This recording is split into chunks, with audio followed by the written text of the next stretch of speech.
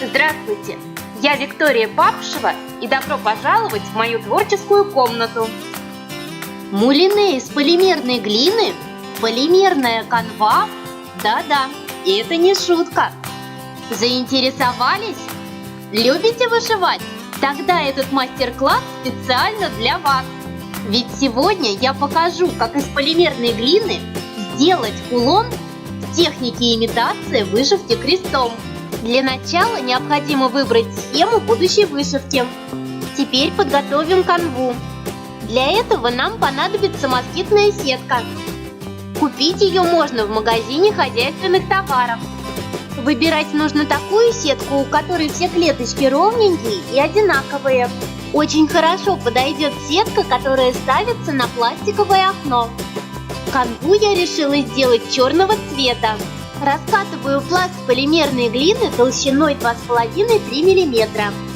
Москитную сетку слегка смачиваю водой, чтобы она не прилипла к глине. Накладываю ее на раскатанный пласт и хорошенько прижимаю.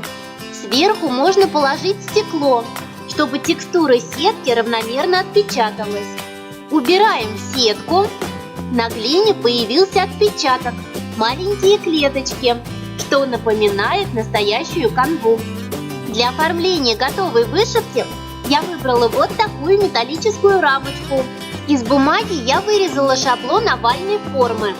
Размеры этого шаблона соответствуют размеру той части металлической рамочки, куда будет вставляться наша вышивка. Аккуратно накладываем шаблон на канву, стараясь не повредить клеточки. Иголочкой обводим контуры шаблона. Убираем шаблон. Ножом с острым лезвием по линиям, прочерченным иголочкой, вырезаем заготовку овальной формы. Вот что у меня получилось. Края заготовки делаю слегка округлыми, чтобы создавалось впечатление, будто канва натянута на основу. Это можно делать пальцами или силиконовой кисточкой. Теперь займемся изготовлением ниток мулине. Для этого я подготовила глину нужных мне оттенков. Мне понадобится экструдер и насадка с маленькими отверстиями. Но здесь у меня возникла проблема. Дело в том, что при помощи той насадки с самыми маленькими отверстиями, что была в наборе с экструдером, выдавливаются недостаточно тонкие колбаски. На помощь пришел мой муж. Он взял банку из-под кофе. В донышке банки тонюсенькими сверлами с помощью дремеля просверлил отверстие и вырезал кружочек, размеры которого совпадают с размерами экструдерных насадок из набора. Получилась насадка с малюсенькими отверстиями. Вставляю новую насадку в экструдер и с помощью нее выдавливаю тоненькие полимерные ниточки. Вот такое мулине у меня получилось. А теперь самое интересное. Начинаю вышивать. Крестики и клеточки на канве настолько маленькие, что моя камера просто не справляется со своей задачей. Поэтому я решила показать вам принцип выполнения стежков в увеличенном масштабе. Посмотрите, как я это делаю. Для начала иголочкой делаю отверстие в уголках каждой клеточки. Затем в каждое из отверстий наношу фимо-гель. Теперь беру ниточку и срезаю ее конец под углом. С помощью иголки заправляю конец ниточки в отверстие в верхнем уголке клеточки. Располагаю нитку в клеточке по диагонали. Иголкой прижимаю конец нитки к канве и отрезаю лишнее. Конец нитки также заправляю в отверстие в уголке клеточки. Тем же способом выполняю вторую половину крестика. В соседней клеточке таким же образом вышиваю следующий крестик.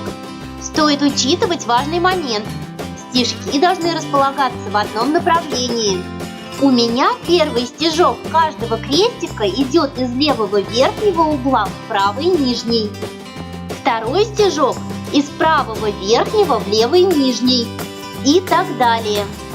Это очень важно, ведь вышивка, в которой стежки располагаются кое-как в разных направлениях, выглядит неаккуратно. По такому же принципу выполняем крестики на кулоне. Берем ниточку нужного цвета и вышиваем рисунок согласно схеме.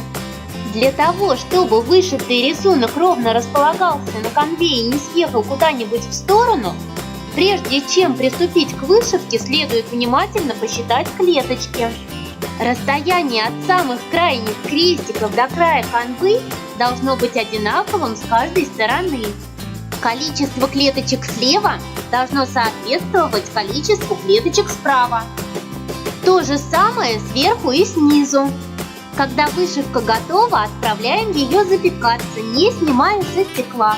При запекании четко следуйте инструкции на упаковке той полимерной глины, из которой вы лепите. Вышивка запеклась, ждем, когда глина остынет, и вклеиваем вышивку в металлическую рамочку. Теперь приступаем к сборке украшения. Нам понадобится цепочка, бейл, карабин и 2 соединительных колечка. С помощью соединительного колечка вешаем рамочку с вышивкой на бейл. В бейл продеваем цепочку. На один из концов цепочки с помощью соединительного колечка вешаем карабин. Кулон с миниатюрной вышивкой готов. Посмотрите, какие маленькие крестики. Размер одного крестика всего лишь 1,5 миллиметра. От настоящей вышивки эту, полимерную, сразу и не отличишь. Необходимо присмотреться, чтобы понять, что нитки и канва в этом кулоне созданы из глины. И это всего лишь имитация вышивки. Можно выбрать любую понравившуюся вам схему и, применяя эту технику, создать что-то другое. Это могут быть как украшения, так и предметы интерьера. А я предлагаю вам посмотреть другие мои работы в этой технике. Если вам понравился этот мастер-класс, ставьте лайк и обязательно подписывайтесь на мой канал. Впереди новые мастер-классы. До новых встреч!